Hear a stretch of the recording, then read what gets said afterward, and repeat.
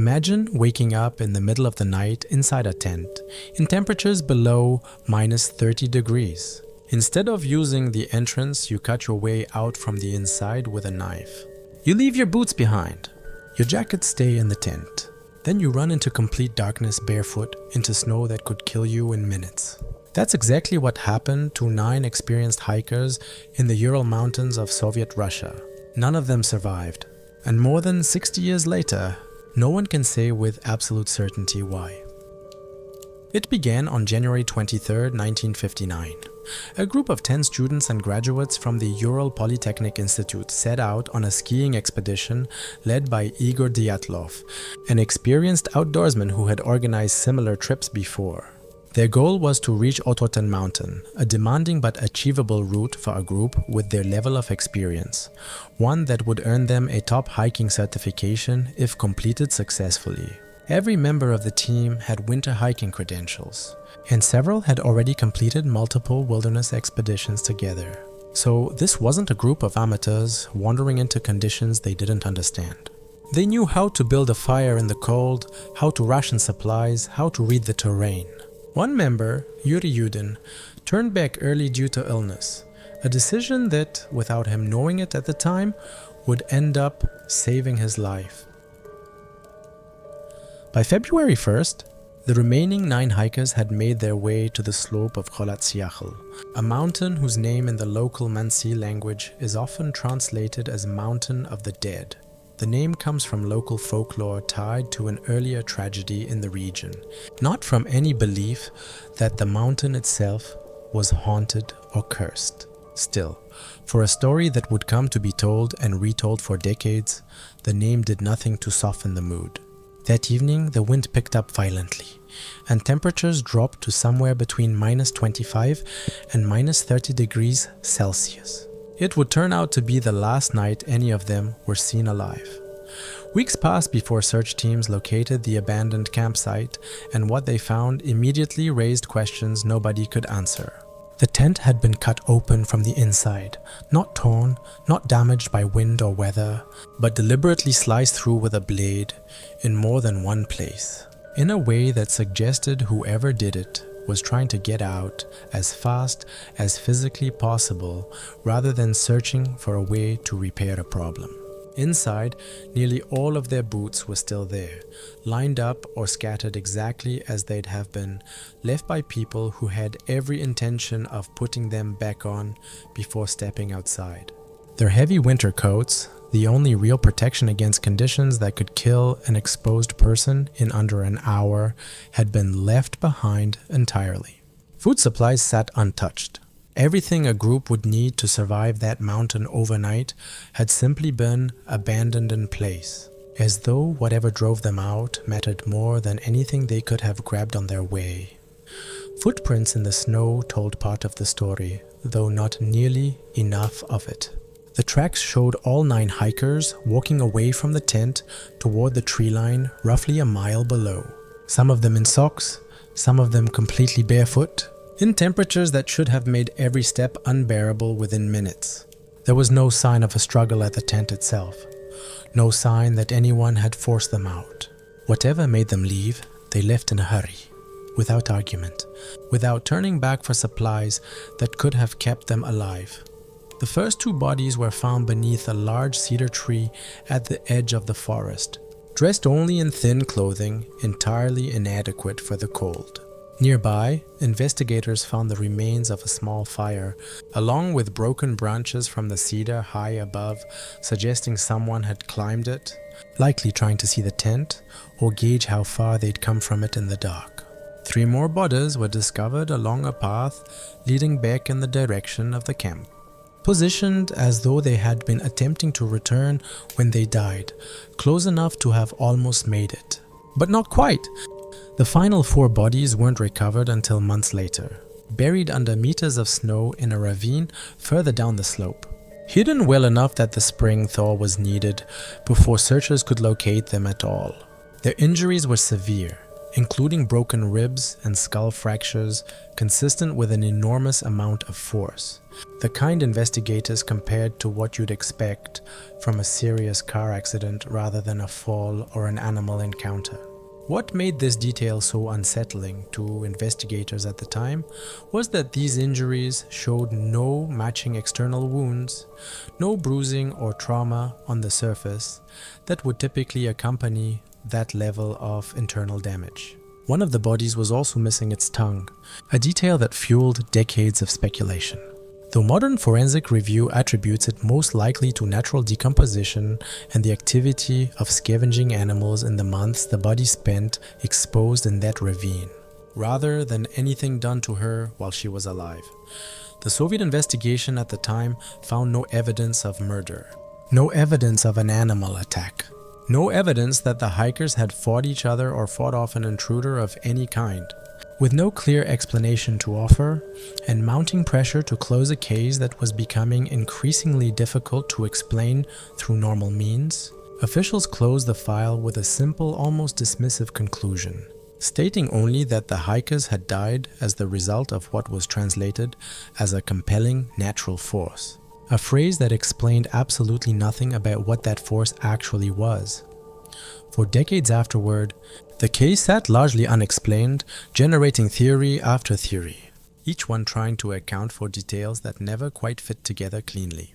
The theory now most widely supported by modern research, published in 2021 with backing from a team of scientists, points to a specific and rare type of avalanche called a slab avalanche. Unlike a typical avalanche, this type can occur on a slope with a relatively gentle angle, triggered by a slab of snow that has been weakened from below and finally gives way, releasing suddenly and without much visible warning. Researchers argue this could explain why the hikers cut their way out of the tent rather than using the entrance, and why they fled immediately rather than pausing to gather warm clothing. A closely related theory involves katabatic winds, extremely powerful gusts that can funnel down mountain slopes with enough force to convince campers their shelter is no longer safe, even without an actual avalanche taking place. Under that kind of pressure and noise, in pitch darkness, a group could reasonably believe their tent was about to collapse or be swept away, prompting a fast, panicked evacuation. A related possibility suggests a smaller, more localized snow slab collapse, not large enough to bury the tent completely, but enough to injure or frighten the group into believing a larger slide was imminent, pushing them to abandon the site immediately rather than risk staying put. Other theories have proposed secret military testing in the area during that period, given the region's proximity to sensitive Soviet installations at the time. No solid evidence has ever surfaced to support that claim, despite decades of researchers searching declassified records for anything that would confirm it. And then there are the theories that lean further into the unexplained. Ideas involving cryptids, unidentified aerial phenomena, or something beyond conventional science entirely. These have remained popular in documentaries and pop culture retellings of the case for years, but none of them are supported by any physical evidence collected at the scene or in the decades of investigation that followed. More than 6 decades have passed since the Dyatlov Pass incident. Documents have been declassified. Scientists have studied the terrain using modern modeling technology that didn't exist in 1959. Investigators have revisited every scrap of evidence multiple times, looking for anything the original team might have missed. Yet one question still lingers over the entire case, one that no theory, however scientifically sound, has ever been able to fully put to rest. What could frighten 9 experienced hikers so badly, in one of the coldest and most remote places on Earth, that they abandoned their only shelter and never had the chance to explain what they saw? Their names are still remembered in the region today, carved onto a small memorial near the site where the group set out on their final expedition. Every year, hikers and researchers alike make the journey out to that same slope.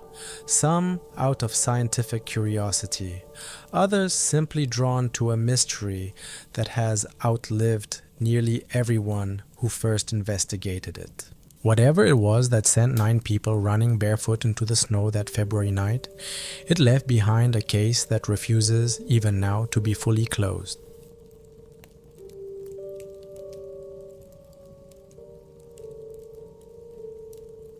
On December 26, 1900, a supply ship approached a lonely lighthouse on a remote Scottish island. The beacon was still standing. The door was locked from the inside. The kitchen looked as if someone had just stepped away from the table. But the 3 lighthouse keepers assigned to that station had vanished, without leaving a single body, a single witness, or a single explanation. More than a century later, no one knows what really happened to them. The lighthouse sat on the Flannan Isles, a scattering of small, windswept islands off the western coast of Scotland, so remote that most maps barely acknowledge them. Locals sometimes call them the Seven Hunters, a cluster of rock and grass battered constantly by the North Atlantic, with no permanent population and barely enough flat ground to build anything at all. The tower had only just been completed the year before, in 1899, built to warn ships away from a stretch of coastline that had claimed more wrecks than anyone cared to count. Getting supplies out there wasn't simple, even in good weather, and the crossing itself could take hours in a small vessel fighting currents that shifted without warning. 3 men were assigned to keep it running at all times, because a light like that couldn't be allowed to go dark, not even for a single night. The isolation was part of the job. Supply ships came only once every few weeks, weather permitting, and weather rarely permitted much out there. The 3 men stationed at the lighthouse were James Duquette, the principal keeper, and the most experienced of the group, Thomas Marshall, the second assistant, and Donald MacArthur, an occasional keeper brought in to cover for another man who'd fallen ill. They were scheduled to receive their supply delivery on December 20th. A storm rolled in and delayed the ship for nearly a week, when the supply vessel, the Hesperus, finally reached the island on the 26th. Something was already wrong, and the crew knew it before they'd even docked. Normally the keepers would be standing on the landing platform waiting, watching for the ship the moment it came into view, eager for company and fresh supplies after weeks of isolation. This time, there was no one. No wave, no signal, no movement anywhere along the rocks.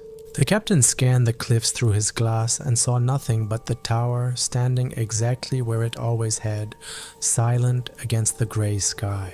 He tried sounding the ship's horn, something he'd never had to do before on this route, and waited for any sign of movement along the cliffside path. Nothing answered back except the wind. A relief keeper climbed the path up to the lighthouse to investigate. What he found only deepened the confusion. The main door was locked, which was unusual on its own, since keepers rarely locked themselves in during working hours. Inside, everything looked untouched. The clock on the wall was still ticking. The dining table was set, chairs pushed in, as though a meal had just been cleared away. The beds were unmade in a way that suggested someone had gotten up recently and simply never come back to straighten them. And there was no one there, not one of the 3 men anywhere in the building. The investigation that followed turned up a handful of details that made the case even harder to explain. 2 of the 3 oilskin coats, the heavy waterproof gear the keepers wore whenever they went outside in bad weather, were missing from their hooks. 1 coat remained hanging exactly where it should be. That meant 1 man had gone outside without any protection at all, in the middle of what the logs described as brutal winter weather.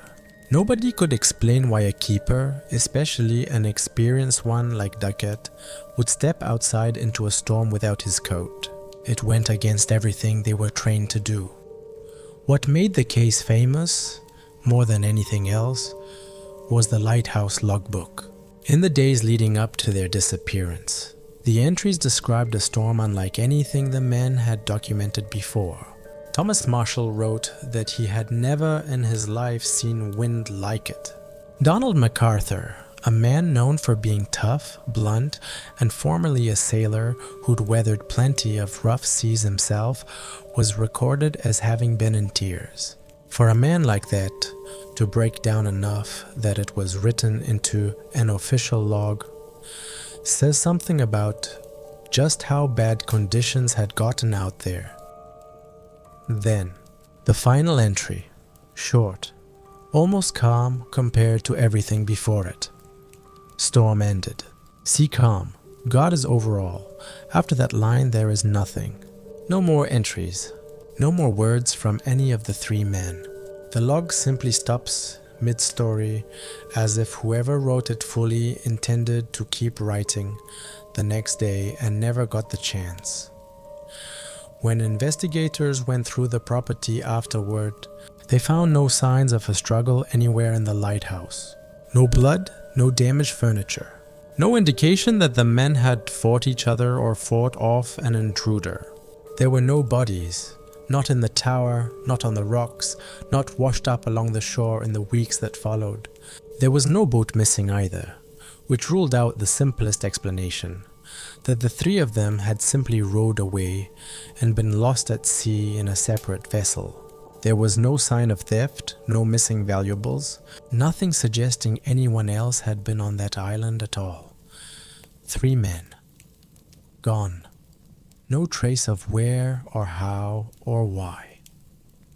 Over the decades, a handful of theories have tried to explain what happened, though none has ever been proven. The most widely accepted theory involves a rogue wave. The keepers likely went outside during a lull in the storm to secure equipment and supplies near the landing area, a task they'd have done countless times before. A massive wave, larger than anything they anticipated, could have struck the rocks without warning and swept one or more of them into the sea before they had any chance to react. A closely related theory suggests that one keeper slipped and was pulled toward the water first, and the other two, following their training and their instinct to protect each other, rushed to help him and were caught by a second wave in the process. It would explain why an experienced keeper might have gone out without his coat in an emergency, and why all 3 vanished together rather than one at a time. Investigators who examined the landing area afterward noted that heavy equipment normally secured near the base of the cliffs had been damaged or displaced, consistent with a wave large enough to reach far higher up the rocks than anyone would have expected. A darker theory proposes foul play between the men themselves, though this one has never had a single shred of supporting evidence. No blood, no damage, nothing in the log to suggest any conflict at all. Investigators dismissed it almost immediately, yet it has persisted in retellings for over a century simply because isolation and mystery tend to invite darker explanations, whether they're warranted or not. 3 men confined together for weeks at a time, cut off from the rest of the world, made for a compelling story, even without a shred of proof behind it. And then there are the theories that go further still. Over the past 100 years, people have proposed everything from foreign spies intercepting the men, to something taken from the sea itself, to explanations that sit well outside anything science or maritime investigation can account for. None of them have ever been substantiated. None of them ever will be, most likely, because there's simply nothing left to substantiate them with. Today, the Flannan Isles Lighthouse still stands. It's automated now, unmanned. Its light still turning through the night the same way it has for well over a century. Visitors who make the difficult trip out to the island can walk through the same rooms where 3 men spent what turned out to be their final days. The walls remain. The tower remains. The ocean around it remains exactly as unpredictable and merciless as it was on the day those men vanished.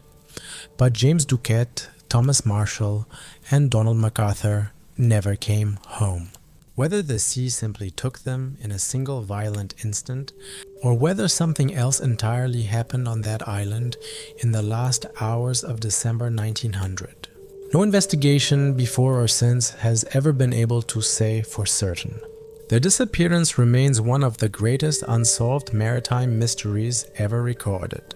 A case where every possible answer has been proposed, and not one of them has ever been proven true.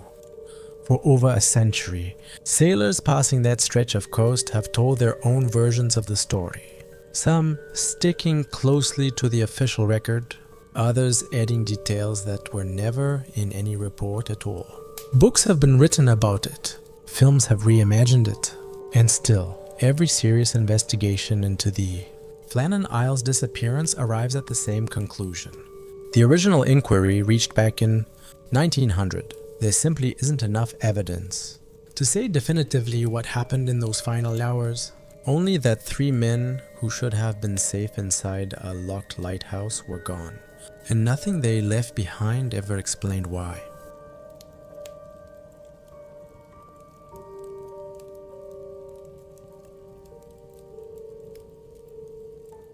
Commercial divers are trained to stay calm in situations that would make most people panic.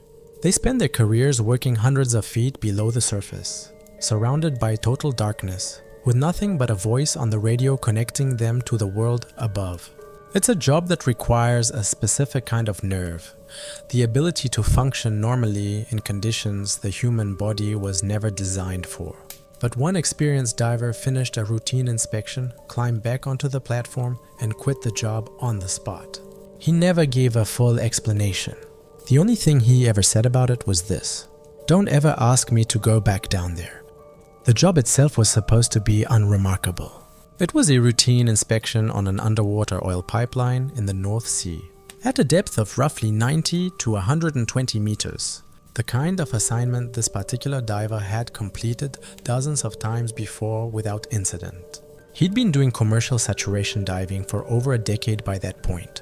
The kind of career where you either learn to control your fear completely or you don't last more than a year or two in the industry. The weather that day was good, calm seas, clear skies above the surface.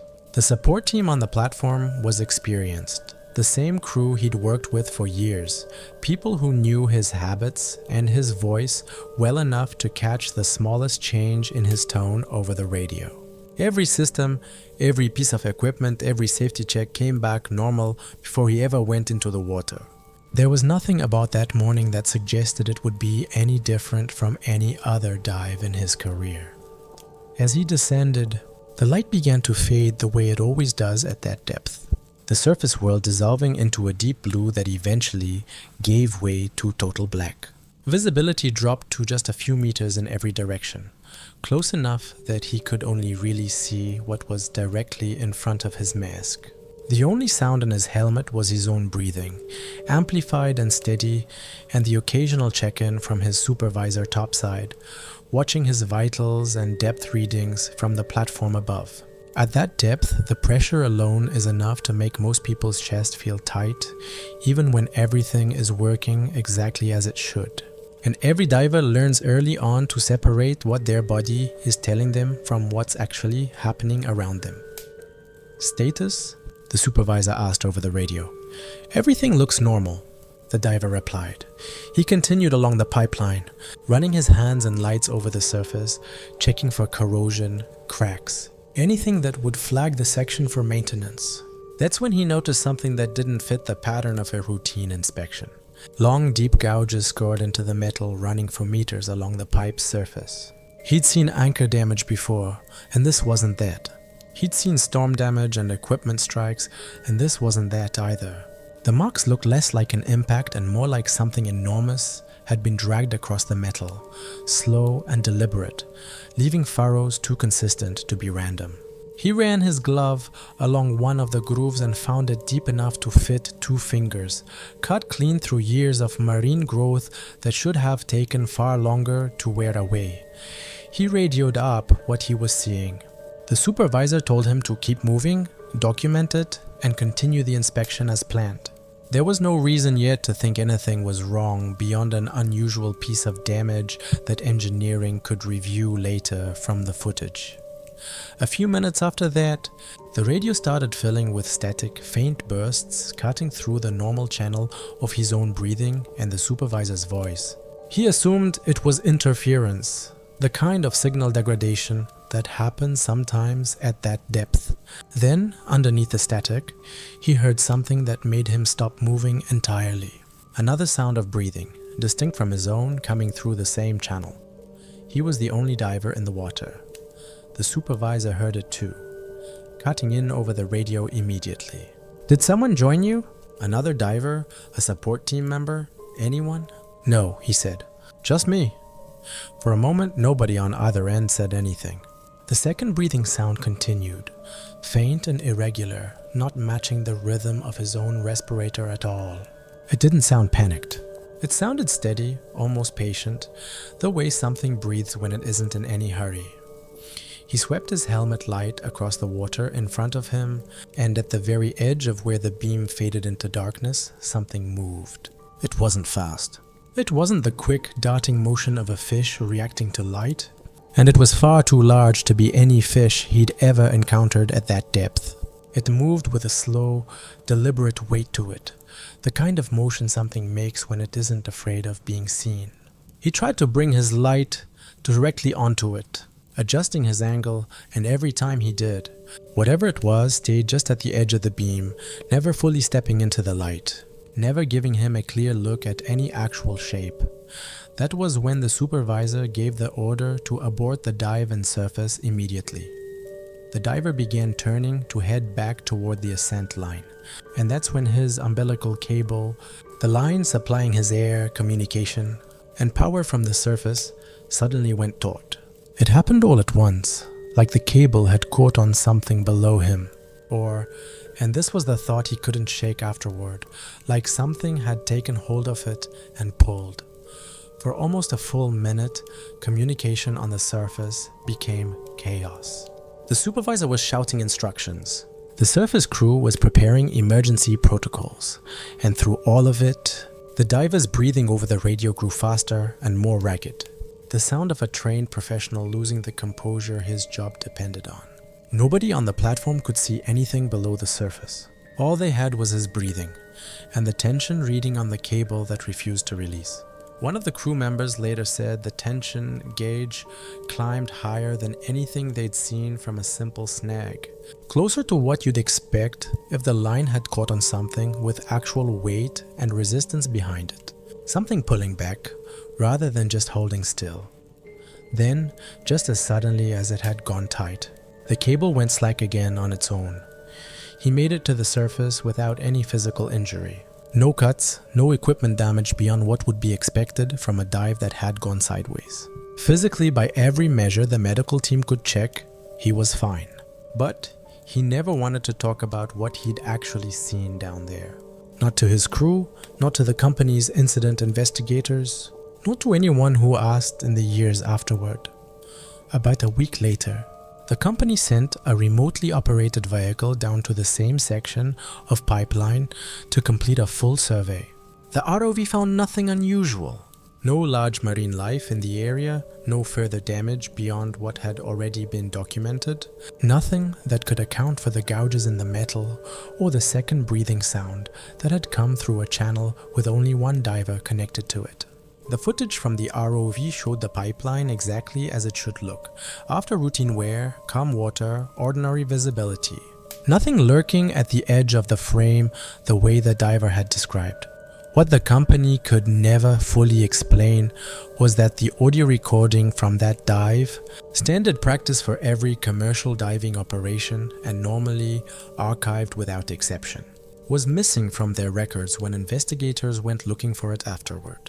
No corruption log, no note of accidental deletion. It simply wasn't there. The dive itself was documented in the incident report, timestamps, depth readings, cable tension data, all of it intact. Only the audio, the one piece of evidence that might have actually captured that second breathing sound, was gone. Some people believe exhaustion and nitrogen narcosis can make a diver misinterpret shapes and sounds in complete darkness. That the mind fills in gaps the eyes can't provide with something the brain finds easier to process than emptiness. Others believe that isolation, extreme pressure, and the particular kind of fear that comes from being hundreds of feet underwater with no clear way out can produce experiences that feel every bit as real as anything witnessed in daylight. Whatever actually happened during that dive, in the dark at the bottom of the North Sea, it was enough to make a veteran commercial diver who had spent his entire career underwater walk away from the profession and never once explain why. He still works on land now in a completely different field, and by every account he's never gone near open water diving again, not even recreationally. His old crew still talk about that day sometimes, comparing notes on the cable tension readings and the static that filled the radio, none of them ever quite agreeing on what they think actually happened down there.